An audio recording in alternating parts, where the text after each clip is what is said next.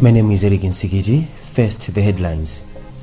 Malawi Human Rights Commission calls for sentences of death row inmates to be commuted to life. Association of People with Albinism demands an audit into the National Action Plan. And FuseNet warns of a potential food insecurity threat if a third wave of COVID-19 is to hit the country. We have this plus many other stories. Stay with us.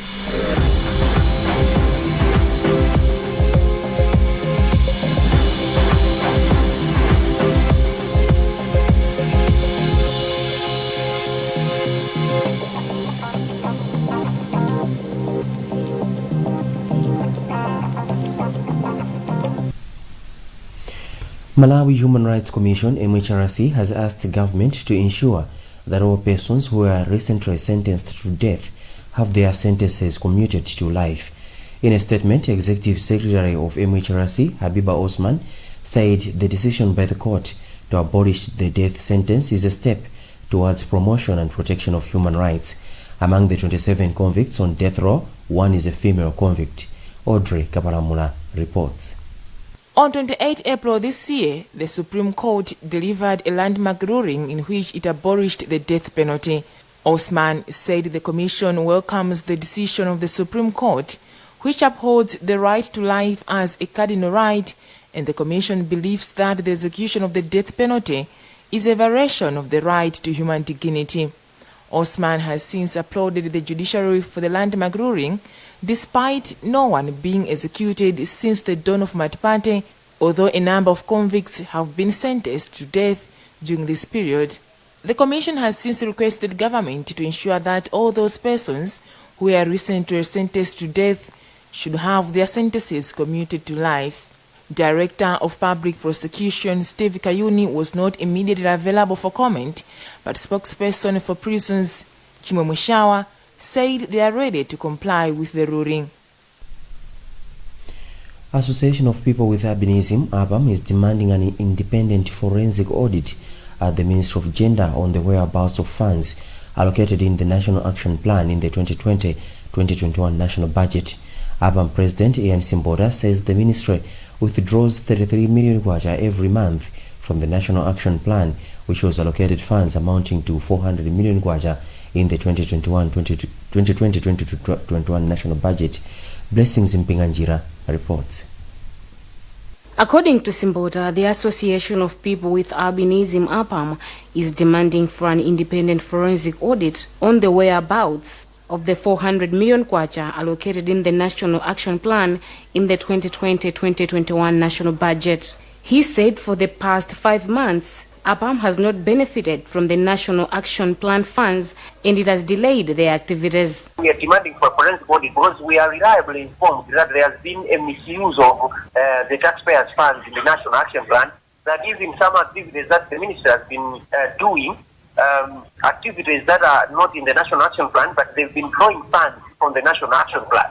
So we want a forensic audit starting from the ministry, going down to the district council. On the other hand, Principal Secretary in the Ministry of Gender, Isaac Katopola, says they will act only when APAM will officially write their complaint to the ministry. They need to write and convince the authorities that they need for forensic audit. According to the Ministry of Gender, since January this year, the country has registered 3 cases of abductions and killings of people with albinism in Chikwawa, Mangochi and Machinga. Vice President Saulos Chilima has described as impressive the quality of some works being carried out in Zomba district. Chilima made the remarks after inspecting the construction projects of a camp hospital at Kobe Barracks, some infrastructure at Chancellor College and the Domasi Community Hospital. Thomas Kachere has more in this report. The update, released on May 1, 2020,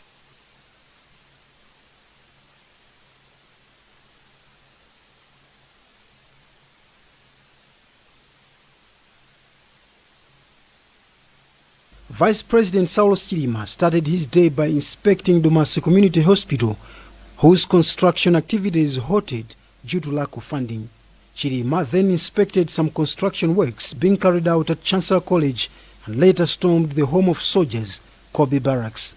He said once finalized, camp as well as Domasi community hospitals will help in decongesting the Zomba Central Hospital. A few things to say, starting from the first site. The hospital is progressing well. We have noted good quality works. This is a consortium of 3 Malawian contractors cases. So in both of them, like I gave the update the other day, some commendable progress. We could do more. Funding remains a challenge. In his response, Mayor for Zomba, Benson Bula, commended the Vice President for taking effort to visit them in person to discuss issues which he said are of great importance to the council. First and foremost, let me thank the Vice President, Dr. Saulos Chilima, for coming to Zomba State Council. Otherwise, what we've discussed is the same that we had 4 months ago, especially on the reform whereby we can change. Now, there is a potential food insecurity threat if the third wave of COVID-19 strikes the country. A Malawi Food Security Outlook update for April 2021 indicates. However, the update by FEMA and Early Warning Systems Network notes that further easing of COVID restrictions and improvement in economic activity are increasing income earning opportunities for many low-income urban households. Feston Malegezo reports from Unzuzu. The update, released on May 1, 2021, notes that humanitarian assistance to people in urban areas is also expected to transform lives of the targeted households. Recently, the government was implementing a 3-month 20.5 billion kwacha COVID-19 urban cash intervention in Lilongwe, Blantyre, Zomba and Mzuzu to cushion people's economic hardships brought by COVID-19 pandemic. At least 199,640 households were targeted, where they received 35,000 per month beginning January this year. However, the potential for a third wave of COVID-19 remains a threat to food security for urban populations. On April 21, 2021, the government increased business operating hours and increased the limit on the size of public gatherings and public transport capacity, while schools, borders and airports remain open. Commenting on the report, Dean of Faculty of Social Sciences at Catholic University, Loveness Imani, said much as easing of COVID restrictions is now improving economic activity for Malawians, government should monitor closely the impact vis-a-vis the threat of COVID-19 third wave. Earlier last week, the government banned travels to and from Bangladesh, Brazil, India and Pakistan following the severe spreading of the new COVID-19 wave in those countries.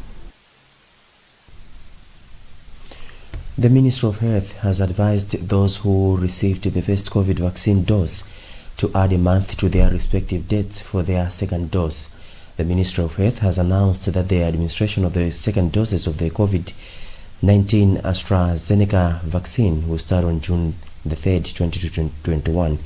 Matthews Kasanda has more in this report. Secretary for Health Dr. Charles Mwansambo has said the recent evidence on the direction of the use of AstraZeneca endorsed by the World Health Organization informs that the vaccine is more efficient if the interval is put at a minimum of 12 weeks. He says the ability of the vaccine to protect one from being hospitalized or have severe COVID-19 disease rises up to more than 80% if the second dose is given at not less than 12 weeks. He has said this through a press statement that the ministry has released. Mwansambo has therefore added that it is important to maximize the benefits of the vaccine by ensuring that the updated evidence is followed. Meanwhile, Malawi Health Equity Network Executive Director George Jobe has since asked the ministry to use all proper channels in reaching out to more people and make them understand the new development. They need also to explain where did we get the initial information. Is it the WHO that changed the information so that people appreciate what has changed to influence the change And also, if this is the best, why is it the best unlike the initial plan? This explanation and the justification will be better, because our wish is that as many people as possible should get vaccinated. The vaccination exercise was launched by President Lazarus Chakwera on 11th March this year. The Ministry of Health says so far over 300,000 people in the country aged 18 years and above have received their first dose of the vaccine.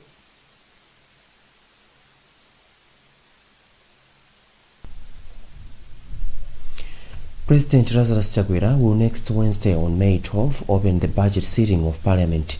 Speaker of the National Assembly, Catherine Gotanhara, has announced of Parliament's reconvening in a statement. The session, according to Speaker Hara, will run up until July 2, 2021. The deliberations will be in accordance with COVID-19 measures. Audrey Kabaramula reports.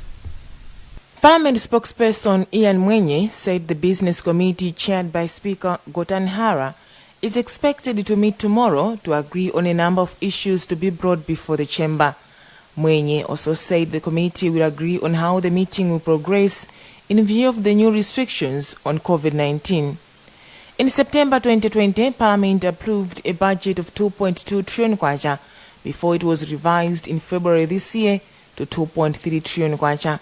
Stakeholders, including leader of opposition, expressed worry over the increasing borrowing by the government from domestic financial institutions. The House will meet with one seat vacant following nullification of 2019 parliamentary elections in Nkhani Central. We'll be back with more news after this break.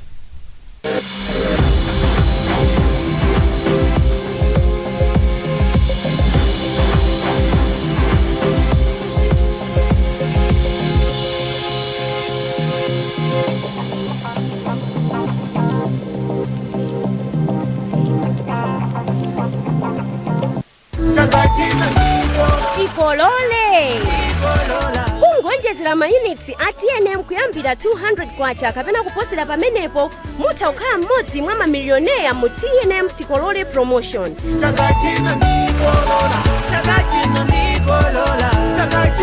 Koma mukaonjezera mayunits ndi 100 kwacha kapena kuposerapo mudzilandira mabonus oyimbira foni, SMS kapena data pompo. TNM, always with you. Define your surroundings with the color of your choice. Make it warm, creative, friendly, and vibrant. Coat textures, durable color options, with up to 1,200 color shades to choose from. Be it economy range or premium range paints, innovative paint and color technology in every drop. Available in Blantyre, Build Africa, and Limbi Corner Mart Building, and in Nilongwe along M12 Road, close to Gateway Mall. Tropical Paints, your world in color.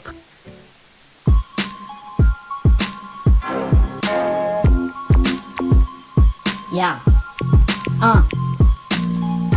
Nifafana o beba, nifafana o goma, nifafana o zuna. Yo. I'm killing it.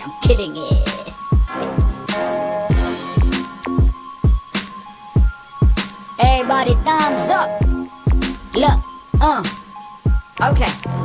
Look, honestly, I don't care what y'all think. By the end of this battle, I'm still a better drink. Well, it's people bought with you, look at everybody's face. Maybe you should like a flavor or your aftertaste. Nima pasa antu zomwe ya makumba. Chaku macho pepa kwa macho solo antumba. Ina nima kondedwa ndiana omwe. Atumbuka achewa, asena ndi alomwe. Fancy ina goma. I come in different flavors. Oseo okoma. Pineapple, orange, lemon indi cola. Iwe yondi mbola, antu wa cola. Kuskulu ama konda thumbs up. Kunchito palanchi ama feel a thumbs up. Mabana ndi Madonna ama konda thumbs up. I'm the best out here, everybody back up.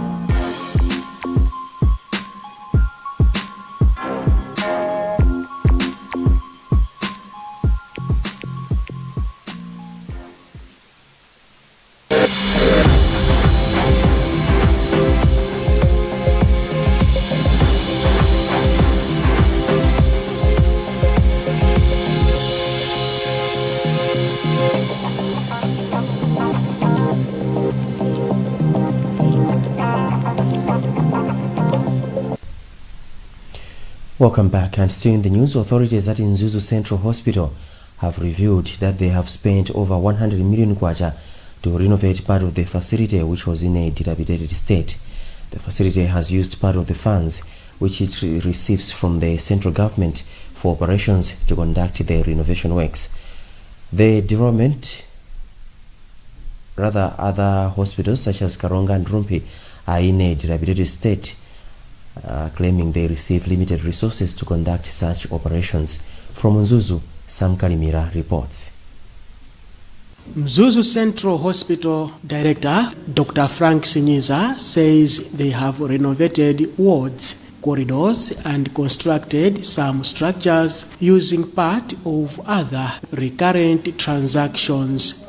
Dr. Sinyiza said, among others, they have replaced tiles, renovated windows, and they have bought furniture inside the wards and nurses' waiting rooms. Since 2000 has never been renovated. So as management, we sat down that no, we cannot just rely from people from the headquarters. The resources which we get from, which Treasury gives us, we can utilize the same resources to renovate our hospital. He then said renovation works are still in progress as they want to refurbish the outpatient department and other structures for the administrative block.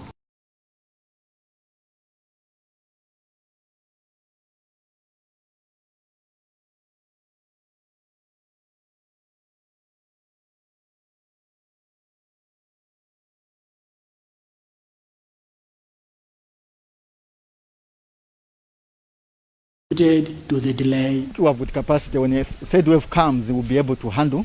And I should also mention that the ministry has also deployed some health workers. So in terms of workforce, there's additional workforce, especially nursing, and we also receive some clinicals. So I feel that we'll be able to contain, to manage the third wave in case it comes. Other projects the Central Hospital has in the pipeline include installation of an oxygen plant to be funded by government. The 450-bed referral facility built by Taiwan government opened its doors in 2000. Forestry and Natural Resources Minister Nancy Tembo has urged Malawians to embrace the culture of harvesting rainwater for use in the dry season. Tembo was speaking in Lilongwe on Tuesday during the launch of the calabash cisterns for rainwater harvesting and hand-washing stands by the Rainwater Harvesting Association of Malawi in partnership with Scope Malawi. We have the details in this report.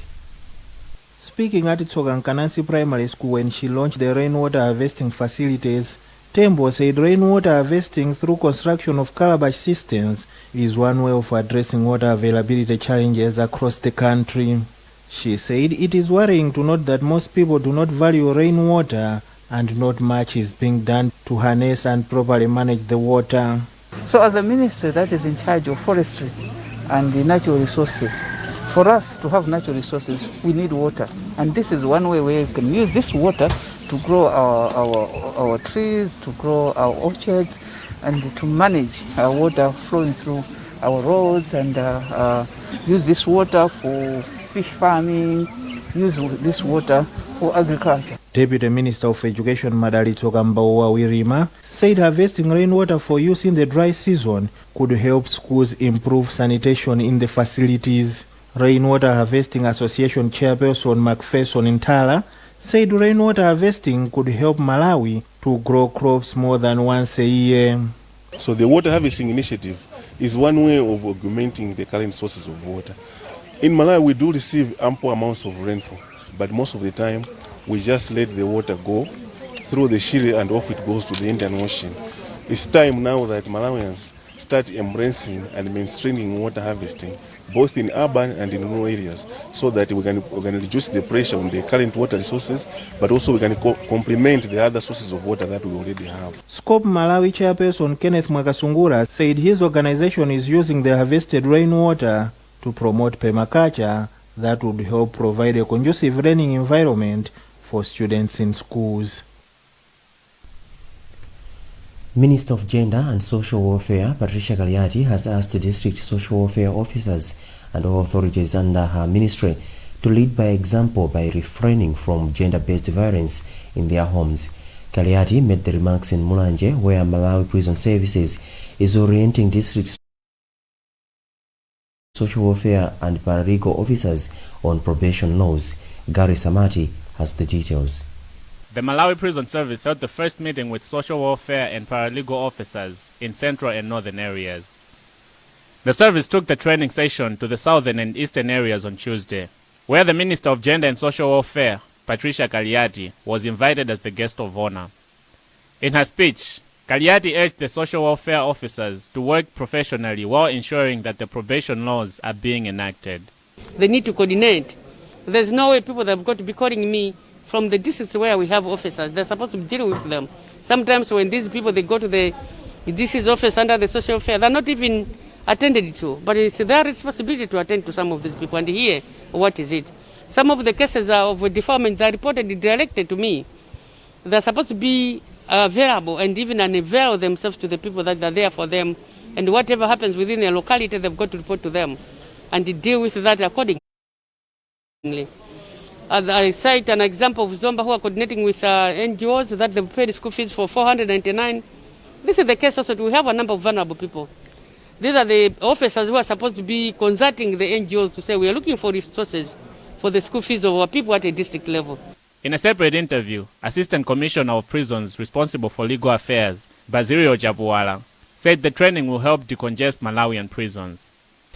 And by the mere fact that an offender knows that there is somebody to observe or to enforce the conditions imposed by the courts, then there will be more people who will not be referred to the prisons or who will be sent to prisons for custodial sentence. But most of them will be referred to the community corrections intervention, which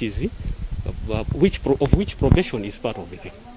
The probation law allows offenders in rare cases to serve punishment without going to prison. Former students at St. Joseph Girls Primary School in Zomba have donated items to help in the fight against the COVID-19 pandemic. The school's head teacher, Sister Ruth Kamwendo, has since called on people to continue reaching out to schools with such materials. Jason Maloa has more in this report, read by Isaac Salima. Sister Kamwendo held the group for considering reaching out to the school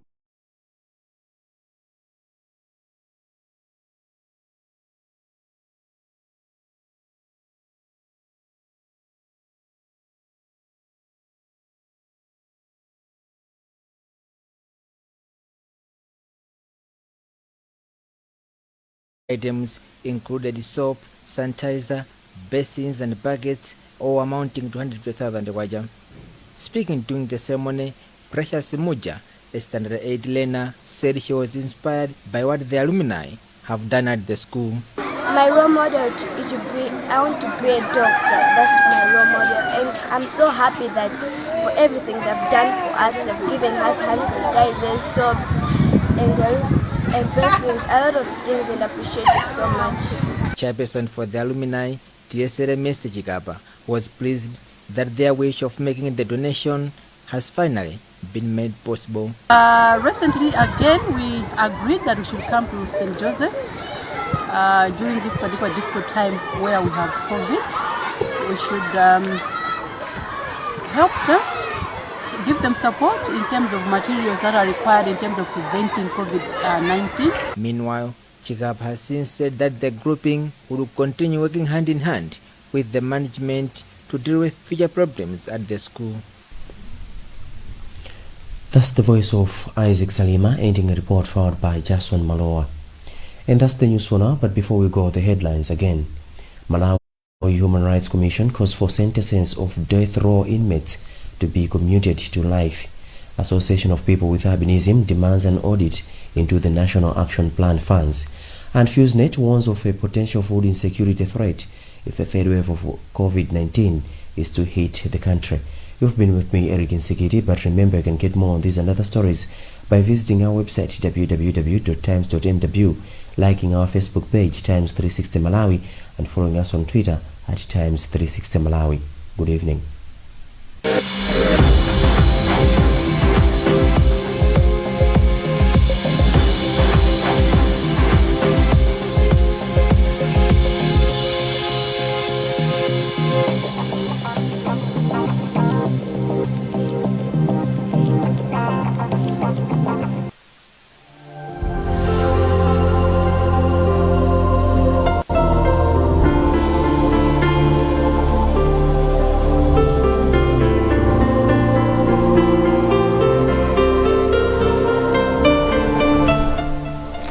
Good evening, it's time for the weather report and you're with me, Gary Samatin.